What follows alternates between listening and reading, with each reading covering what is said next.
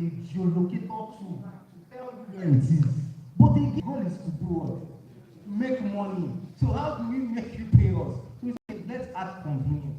People will pay for convenience. Do you like? I remember that when Uber came, people were saying, how will people pay for 5K to go from the mainland to island? It's too expensive. When you take the bus, it's probably 500 naira. And people will pay for convenience. Today, to take the Uber to island, because the truth is that people pay for convenience. So the additional thing we added was, okay, don't bother to look for the lab. Stay where you are. We will send the geology center to you via email. So you are not leaving your school. And we've been doing computer, although we are still working on publicity because not everybody knows what we do yet. But that was the innovation in that space. Because I saw it and I could have said, oh, they don't have access. This country, this is not how it was when I was abroad. I'll just be complaining. I didn't take much. I didn't even need capital to, I just needed, funny enough, people will say, I need money. If I can say, that's not true. You need a team. So you need to be able to convince talents about your idea. So what I did was, I just knew some very talented people. The tech guy who built the system is a graduate of UI. He's 23, but his whole head is tech. All I needed to do was to convince him to come on board. And he was happy. Then he made them stay through equity because I don't have the money. But if they know that there is a future in this thing, they will take equity. And that's it. And now we start getting grants. Now the business can stand on its own. We don't have to bootstrap. I don't know that over. Okay, I've said so much already in the short. Well, but the conclusion of the whole thing is let's stop trying to adopt things and look inwards because we are still at a different level than they are. So the little things we can solve here, just as I said, once we identify a problem, start thinking around how can I make money? Because to be rich, you won't close your eyes and miracle will happen and money will enter your account. No. What will happen is that your money that will make you rich is in other people's pockets. So you need to do something valuable that will make them give you that money, either willingly or grudgingly. Grudgingly because they have no choice. They need that thing and that money must come. Or willingly because they have to do it. But that's how you become rich. Your wealth is in other people's pockets. Do something that will make them give you. So that's it.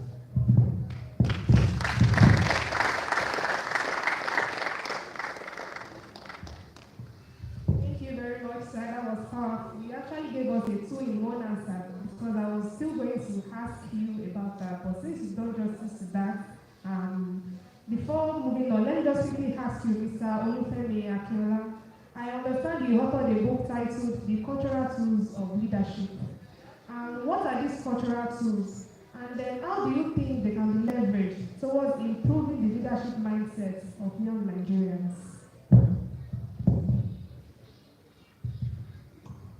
Finally, I guess we'll find it. All right. The book, The Cultural Tools of Leadership. I think I wrote it sometime, that was 2020, and then published 2021. And this book basically talks more about the cultures that we need to adopt as leaders. Now, basically, when it comes to leadership, a lot of people feel anything goes. And people oftentimes, especially in this part of the world, when somebody sees someone like Mr. Abraham, you are most likely going to call him leader. Why? Because he held the position. And then, when you see some other person just there, he's not a leader because he's not put in the office. And then these are some of the issues that we have had.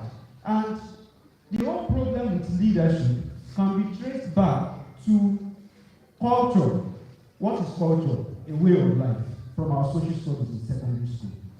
And when we talk about this way of life, we need to understand that these tools, like I said earlier, there are cultures. And when I wrote this book, I started by identifying the most basic of the cultures, the background culture. That is what I titled it.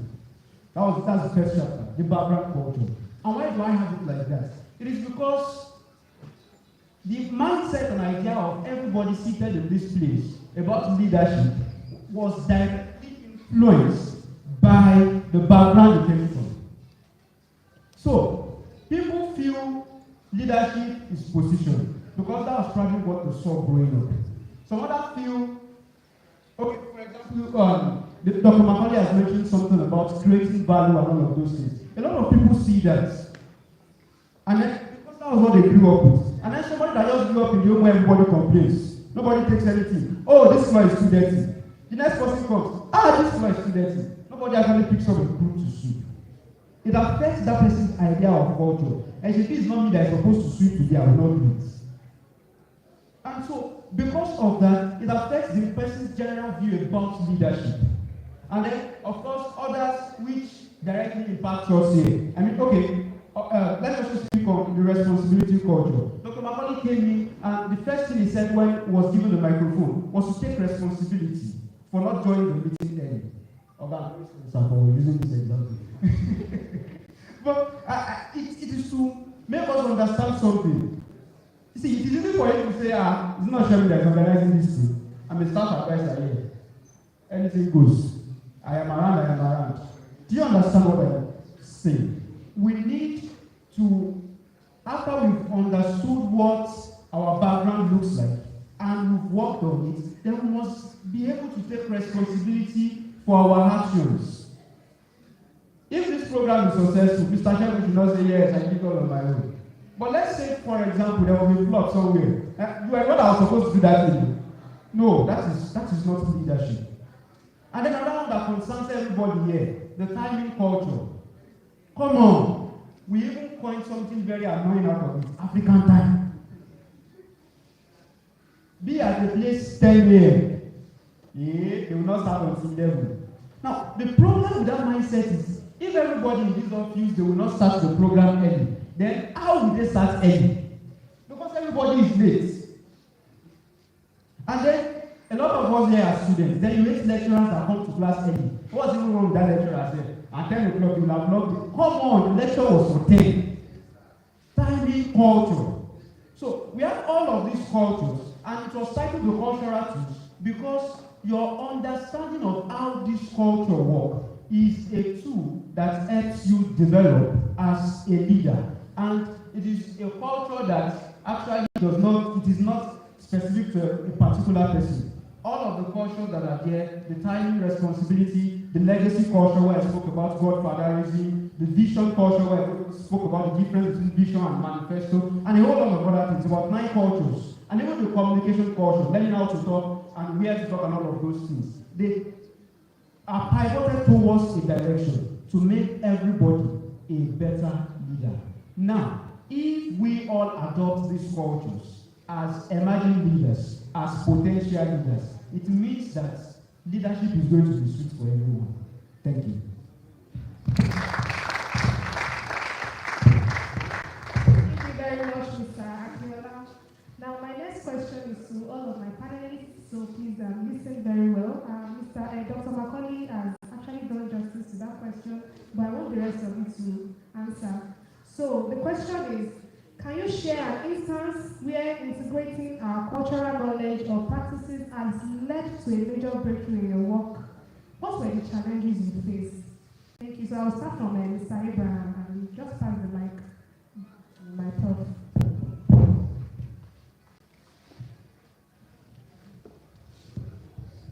Well, there are several instances I can point out, but let me just point to one. There's this, the owner of FCMB, late, what's that name again? Utuba Shubomi, his first son.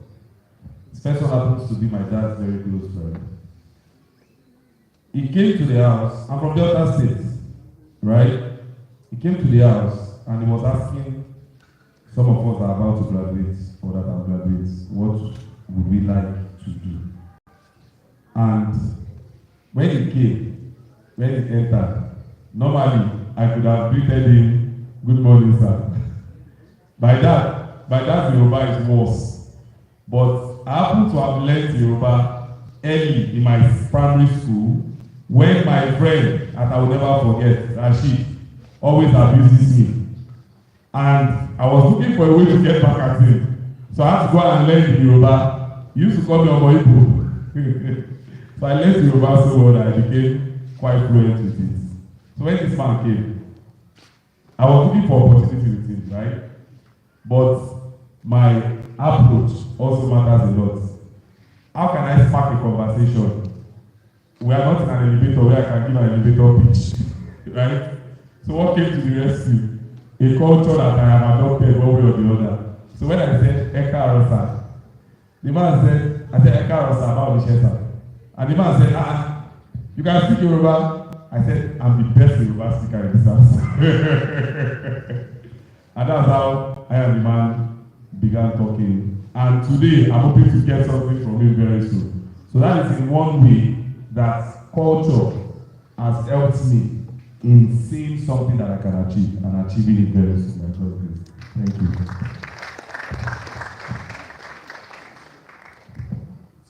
Okay, thank you very much for the question.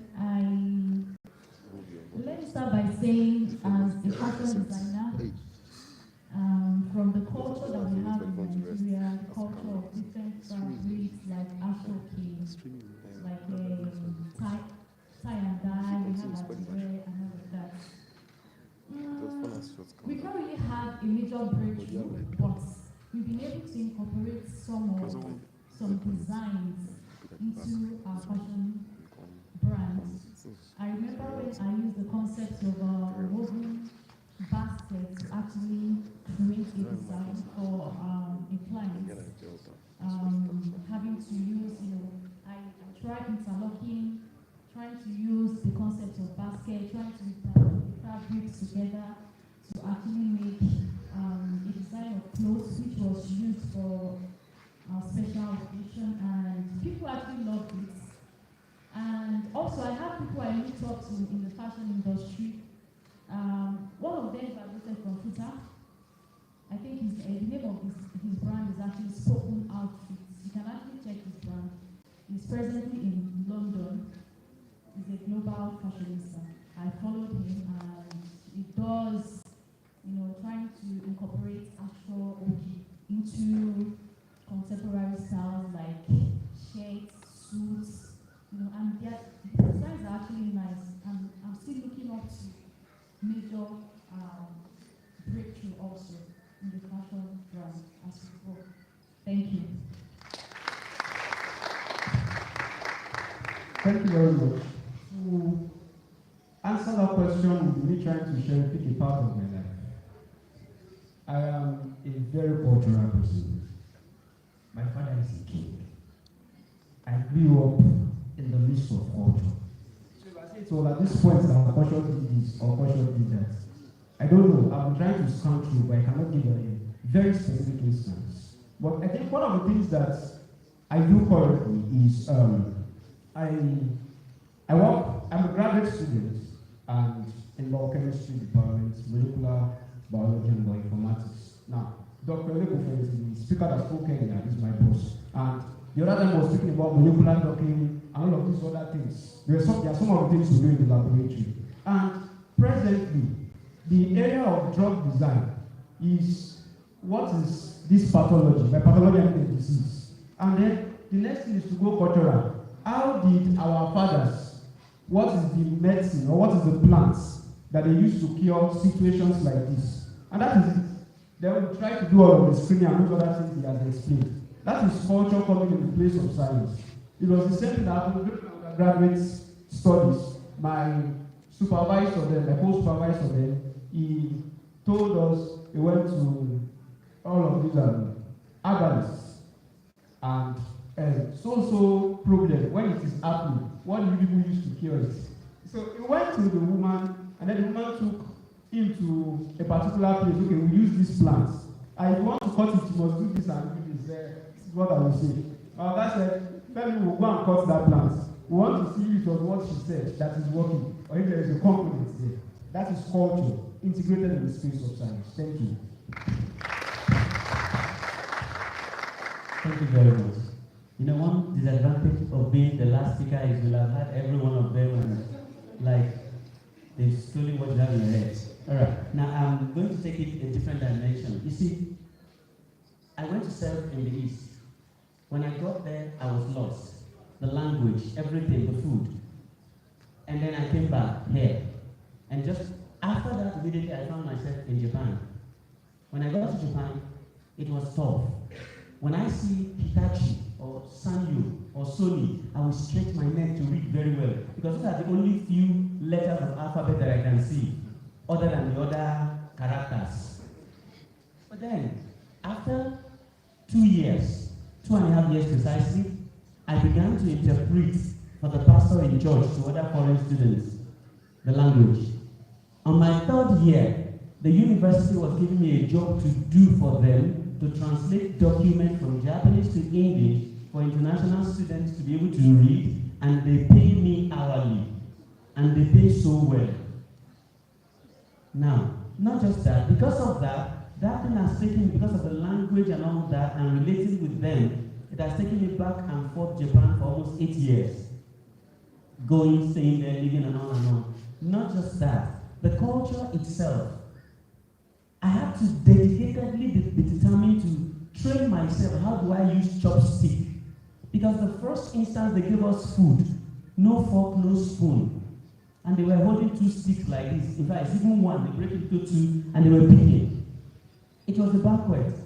I took my plate. I moved closer. I pick it, it fell down. I pick it, it fell down. So I just took my plate, used my bag to cover them, put it inside my plate. Now, it remains how to pick it from the plate to my mouth. I tried once, it fell. I look at all of that, I just use my hand. And I ate. But having done that twice, I felt bad. So I locked myself up in my room. Whenever I'm hungry, I read how to hold it. I started holding the thing, and then the rest is history. Now I cook with it now. I eat with it, do everything with it. Going to Korea, they don't use stick, they use iron. Their own is iron in nature. I could hold it, do that, talk to them, mix with everyone, get direction, get jobs, reject offers. Why? Because I blend into the culture. You will see me till tomorrow when I speak. There's some of our colleagues that just came back. When we start speaking, they keep wondering. They just came back. I left Japan quite a long time now, but I still speak it fluently and I flow at any time. Why? Entrenched into the culture there. I know the proverbs, I know everything. The first day I had one,